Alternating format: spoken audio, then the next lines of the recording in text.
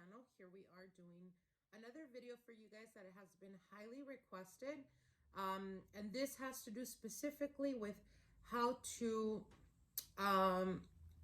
prepare the candles, how to cleanse them, how to charge them, and consecrate them for any type of spell work, any type of chargical magic that you're trying to use in order to bring something to you. So I hope you guys enjoy, and if you're definitely interested in learning how to do so, stay tuned. All right, my lovelies, as you guys can see here, we have a candle. This is a candle that has been ritualized, consecrated, and prepared for a client. But I will guide you guys through how to prepare, how to cleanse, and how to charge the candles for your spiritual workings, whatever it may be.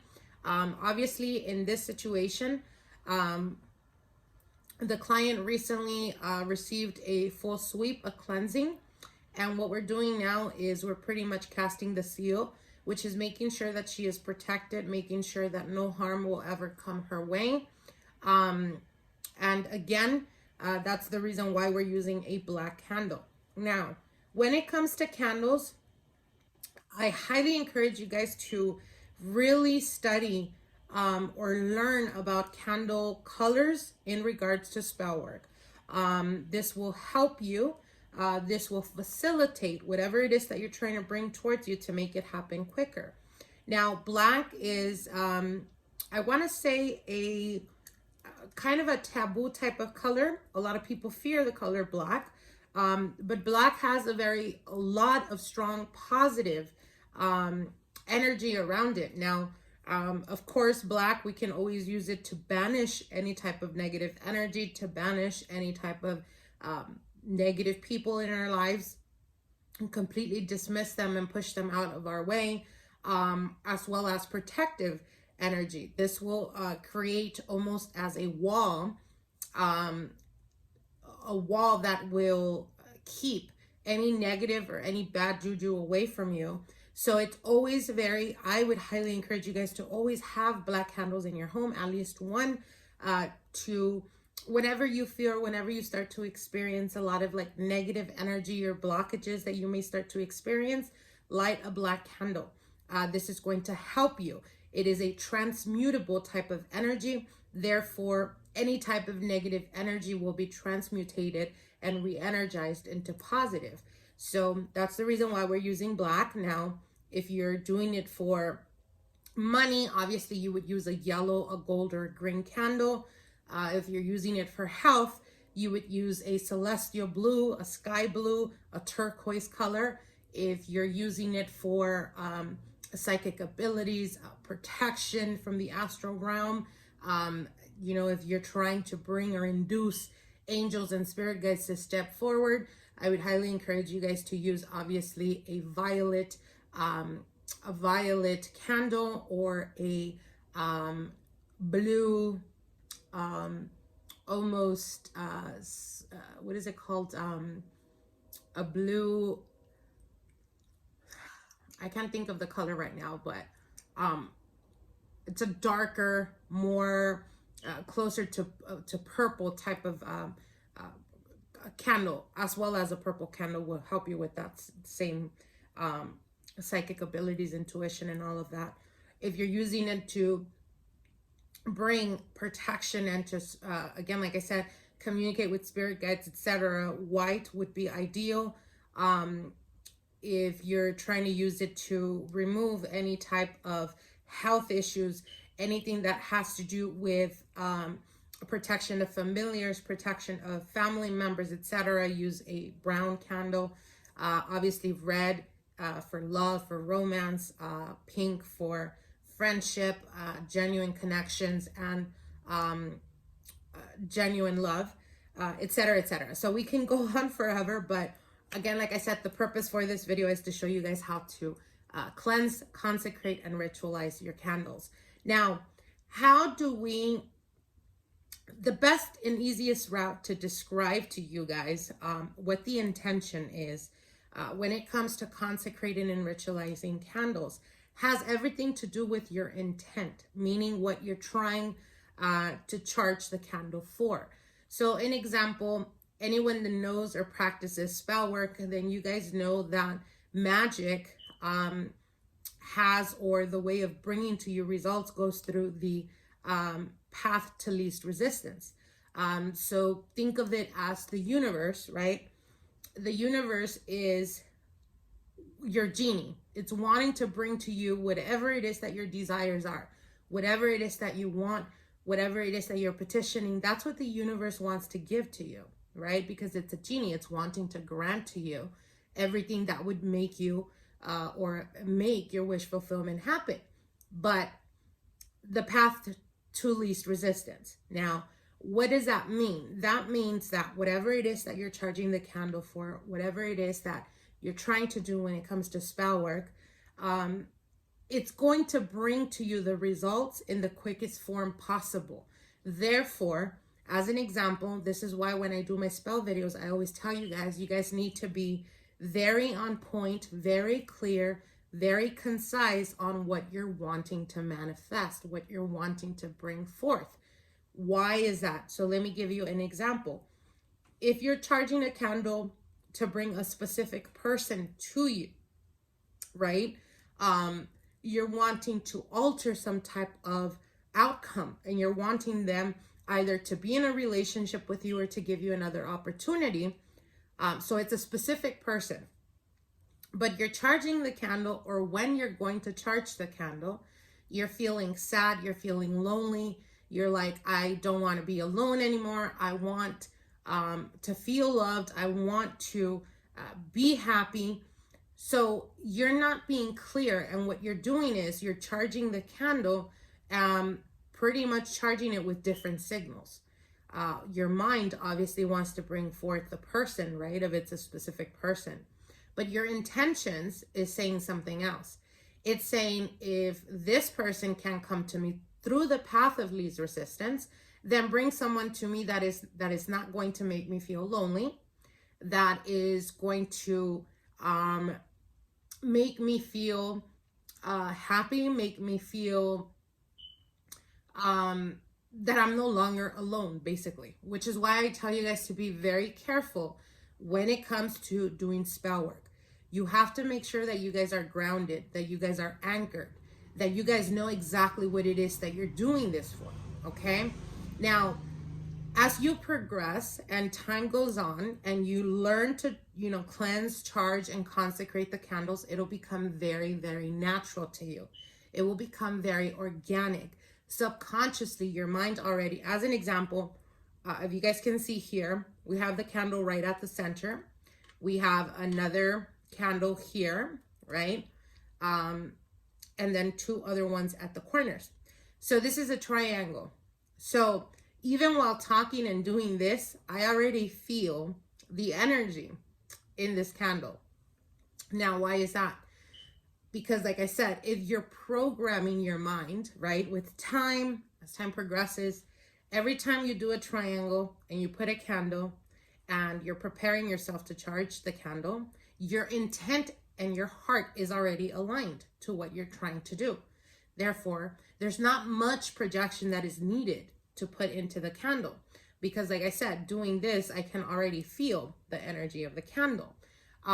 So you will notice, if this is something you've never done, I encourage you from here on out, whenever you do any type of spell work, whether it's spell work for growth, for advancement, for protection, whatever it is, do these steps I'm going to teach you. And you're going to come to understand how quickly you're able to pick up on the energies, you're able to feel the energy, you're able to receive and to project the energy. Okay? All right, so let's get on to the nitty-gritty. What I do, and there is a momentum of ways to charge candles and cleanse them and consecrate them. Everyone has their own way. Now, this is a way that was taught to me many, many years ago when I first started into the craft. And as time progressed, it's gone into different steps. Now, for those of you guys that have worked with me in the past or that have gotten spell work from me, you already know it takes me about 2 to 3 days to consecrate and ritualize all the tools and ingredients that go into the spell work. Obviously, I'm going to teach you guys how to cleanse and charge this particular candle. which is only to do with candles, not with ingredients or anything like that. That's a different step. And it's not about dressing candles either, okay? So this video is specifically to teach you how to cleanse, how to charge, and how to ritualize candles for your spell work, okay? All right, so what you're gonna need to do is you're going to need 3 candles about this size. And what you're going to do, the reason why is in 3, I work in 3s, okay? I was taught many, many years ago to use 2 because they would ritualize, charge, and consecrate the candles within 2 days. I like to make sure that the candles are completely charged, that there is any type of resistance towards this candle, so that I can be able to facilitate and render the results to my clients as quickly as possible. So that's the reason why we use 3. That's the reason why I personally use 3. You can use 2, you can use 3, you can use 4. It is up to you. So you're gonna need 3 in my case.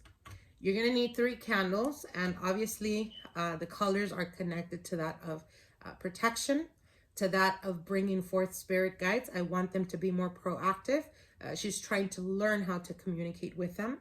Her intuition is very on point. If you're listening to this video, I am very happy to be able to guide you through this process. She has already experienced a lot of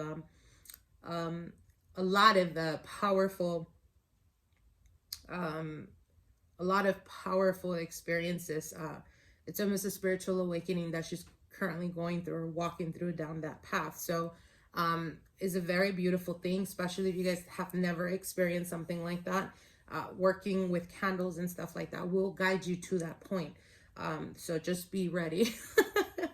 All right, so we're gonna use 3, and for each one, we're gonna light on a single day. So what I mean by that is once we're done with this, I'm going to light this first candle.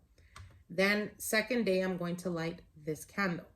Now, if these 2 candles burn, as an example, tomorrow when I light this candle, if it burns out before the day is over, then I will jump to lighting this candle. It means there's no resistance, and we can therefore move forward to the next day, which is going to be the ritual itself. So again, you're going to use 3, burn the first one tonight, then tomorrow you're going to burn the second. If it burns out rather quickly, then that means there's no resistance. You jump right to this one, okay? And you light this one. Once this one is done, then this candle is ready and prepared for your ritual itself, okay? So should you experience a lot of resistance, the first or second candle will burn very, very slow. You have to be patient, and you have to keep waiting until they are complete before you light the ritualized candle. It just means there's blockages that are unbeknownst to you. There's people, there's circumstances that are currently surrounding the person, that are currently surrounding what you're trying to do or what you're trying to manifest. So you have to be patient with that.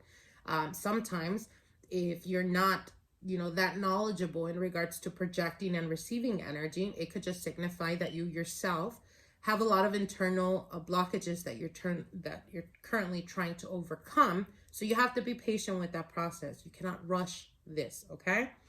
All right, once you have those 3 candles, you're gonna have your main candle, which is the candle of the intent or the ritual that you're trying to use. Now, like I said, there's many ways of doing it. The way I do it is, first, you're gonna work with this candle, right? So what we're going to do is we're going to cleanse it. Now, if you can see here, it has some sigils already there. This has already been prepared, but just for showing purposes. So what we're going to do is we're going to cleanse it. You have to understand that when you buy candles, when you go to botanical shops, botanicas, the store, wherever it is that you get your candles, it's been handled. People have processed it. People in production have handled the candle by packaging it, whatever it is. So you have to remove any negative energy. You guys need to understand that everything in life is energy. The person that perhaps was, packaging the candle was having a horrible day, and they were fed up and they were tired, and they just didn't want to be at work. Or perhaps the supervisor has been treating them horribly, and they feel that they are taken for granted at work, and they hate their job. So when they're, you know, packaging this candle and they're handling it, they're putting that energy into it. So you have to make sure that you're going to cleanse. And the way we cleanse is you can either use any type of incense, ideally sandalwood, frankincense, myrrh, or sage, to cleanse, to remove any type of negative energy. And that's what we're going to do now. So give me 1 second. So we're going to cleanse the space, and we're also going to cleanse the candle. So what you're going to do is you're going to sage it in a counterclockwise position. So you're not going to go the way the clock runs, but counterclockwise. And the reason for this is because we are banishing, we are removing, we are banishing any type of negative or excess energy. And you can say this out loud. I call upon my wise and loving spirit guides, spirits of light and love, my archangels, my ancestors, those whom I work with, my saint, San Simón. Te pido que estés aquí presente, Padre Santísimo, to allow me to cleanse and remove any negative or excess negative energy from this candle, so that you may empower it, so that it may be prepared and ready for the ritual that will be used as a tool of my craft. Please give me the insight, the understanding, the blessing, the guidance, okay?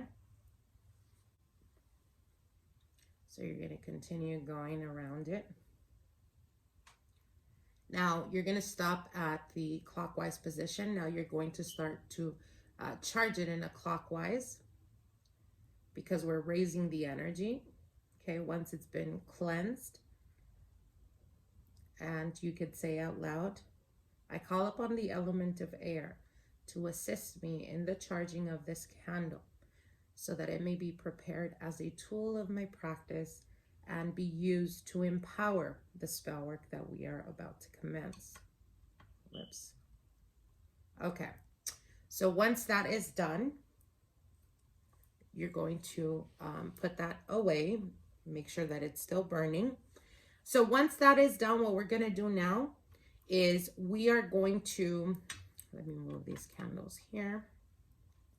All right, so once you have done that, what you're going to do is you're going to use your hands to project energy into the candle. So an example, if you are wanting to do this, charge a candle and prepare it for a loved one, you're trying to bring someone back to you, you're not going to focus on the fact that they're not there. You're going to focus on bringing them towards you, how they're coming towards you, how they're going to communicate with you. What is it that you're wanting? What is it that you're going to be feeling when they reach out? What is it that how are you going to be able to move forward from this relationship? What is going to be the next step? All of this intent you're going to put into the candle. Remember, the path to least resistance. If you're doing this, obviously I'm doing this for my client for protection. I'm going to visualize my client being happy, being joyful, really speaking, communicating with me and letting me know how amazed and how thankful she is, because there's currently no more blockages that she's experiencing. Obviously, I've already gotten feedback, so I can work with that type of energy, because what you're doing is you're putting your intent, and you're also putting what you're wanting, the manifestation, connecting them, combining them emotionally to marry one another and go into this candle. So that's what we're doing, okay? So again, like I said, you can, the way of doing this is you can put both your hands between the candle, and obviously I can already feel the heat, but for those of you guys that are barely learning, I urge you, do not rush this process, because you will experience the energy, you will feel it. And the more you concentrate in it, the stronger it becomes, till inevitably there is like no doubt in your heart that you're genuinely feeling and sensing the energy of your aura with the energy around you, which is whether loving, whether it's protecting, whether it's healing type of energy, and marrying, combining one another to bring to you. Okay, to bring to you, think of the candle as the antenna, the signal that is going to go out and that is going to return to you. So again, putting that intention, you're going to put both your hands. You can concentrate or visualize. It does help to raise energy. Now, when you guys have seen certain videos that I've done in spell work, depending on how strong the energy has to be, you've seen me do this, right? Now, a lot of people ask me, well, do I have to, do I have to snap my fingers? No, but on a subconscious level, I've trained myself to know that when I do this, I already feel a momentum of energy in my hand. And this was taught to me many, many years ago, as well as when you're doing meditation. You know, you're pretty much getting into the state of mind of complete surrendering. And the only way to really keep your mind or your focus, for those of you guys that are not very good with meditation, this will help you. When you're doing meditation, I always put my thumb and my index finger together, and I do this once or twice throughout the meditation process. Now, throughout the years, again, like I said, I've trained my mind to know on a subconscious level whenever I do this and I'm meditating or I'm doing some type of spell work. This means what I'm connecting, or what my brain connects to my body when I do this. This is a symbol. This is a, think of it as something I've preconditioned my mind to know and understand, that whenever I do this, it means full concentration.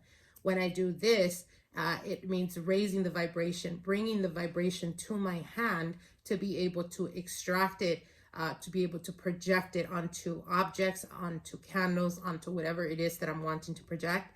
An example, if you piss me off, right, and we're in public, I don't know if you guys have ever heard of don't point at a witch. And the reason for that is because with the same animosity or anger that you point your finger towards a witch, they can use that same energy and send that right back to you.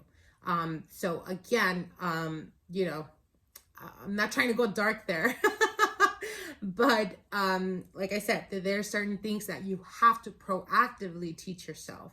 And the more you do it, the more practice, you become very proficient at it, where you no longer have to think about it. Like I said, the moment I put the candles in and that's the reason why I took them away. I don't want to really raise a lot of energy because it's already been consecrated. But for showing purposes, that's what I'm telling you guys. But that's the reason why I put them here. The moment I put them here, down here like that, my mind, just looking at this, my mind already knows, hey, you got to wake up. You got to put focus, your energy, raise it. So we're not trying to do that. But anyways, once you do that, take a good, I want to say 15 to 20 minutes putting that energy towards the candle. Once that is done, what you're going to do now is you're going to lay the candle, right? You're going to lay the candle on wherever it is that you're working, your space or whatever. And what we're going to do is we're going to bless it. So this is something I've always told you guys. If you don't have any type of holy water, you can always do ritualized consecrated water. You can always use moon water. Moon water is very, very strong. I always mix church holy water with moon water, put them together in a container and have it ready to go whenever I need it. So what I'm going to do is once you lay the candle down, you're going to basically bathe the candle or shower or baptize the candle. And the way of doing it is obviously you're going to pour the water. You're going to pour whatever it's, whether it's holy water or moon water, onto the candle. You're going to hold it with both your hands, right? And you're going to place it before you.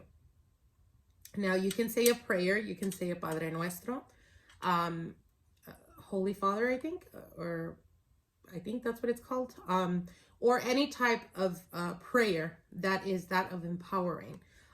So as an example, I call upon earth, air, fire, water to be present to assist me in the consecration of this candle. And you're going to continuously keep saying earth, air, fire, water, earth, air, fire, water. You're going to continuously keep praying that 25 times. Now, after, I want to say the 20th time, you should start to feel warm sensation in your hands and in the candle. If you're, if this is something you've done, practice, the craft, you have experience in projecting and receiving, obviously within like 10 times of calling earth, air, fire, and water, you're going to start to feel that sensation. Try to weather through it. Don't get distracted by the sensations that you're feeling. Really put your mind's eye, your energy towards the candle and towards the intent of your candle. So once that is done, what I'm going to do now is I'm going to consecrate it with sound. Now, again, like I said, everyone does the charging, the cleansing, and the ritualizing of the candles very differently. I do it in 3 steps, which is that of cleansing, which is that of ritualizing, and then consecrating. So you can do it, doesn't have to be with sound. You can do it just with, with the holy water and the moon water, and it's ready to go. Then you go on to this step, which is lighting these candles throughout the first or 2 days, or even if it goes to the 3rd day, up to the 3rd day, so that it can be completely charged. Okay, so again, like I said, the 3rd step for me is that of removing and raising the vibration with sound. So give me 1 second while I do that.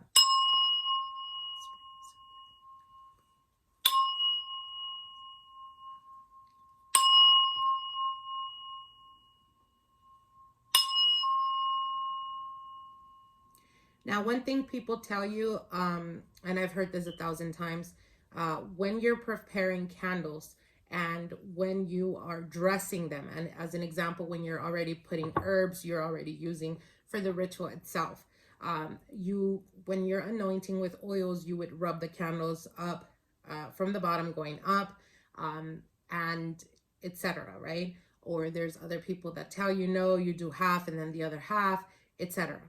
I don't do none of that. When I ritualize and consecrate my candles, this is why I use sound. And I go from the bottom up. I'm raising the energy, okay? So whenever I start working on the oils, whenever I start working on the ingredients, on the ritual itself, I don't have to worry, or I don't have to, be all scattered in my brain of did I rub it the right way? Did I, did this? Did I do? No, I don't do none of that. And the reason for that is because when I do my spell work and when I do the rituals themselves, they have already been consecrated and they have already been ritualized. Therefore, anything I add to the candle or anything I add to the spell work, it is ingredients or tools that are going into the spell work that are going to amplify and empower the spell. Okay, so I hope that makes sense. So I would highly encourage you guys to use anything that has to do with sound. It could even be a ringing bell. Anything that is going to help you raise the vibration, and sound also makes you raise vibration very, very quickly. So again, this is the reason why I'm doing this. You guys can skip a few steps and just find your way through what works for you. But this is very, very, I can't stress enough how much more you're going to be happy with the results of your spell work or anything that you do in regards to the craft by learning how to cleanse, ritualize, and consecrate your candles. Okay, so again, like I said, we are using the sound.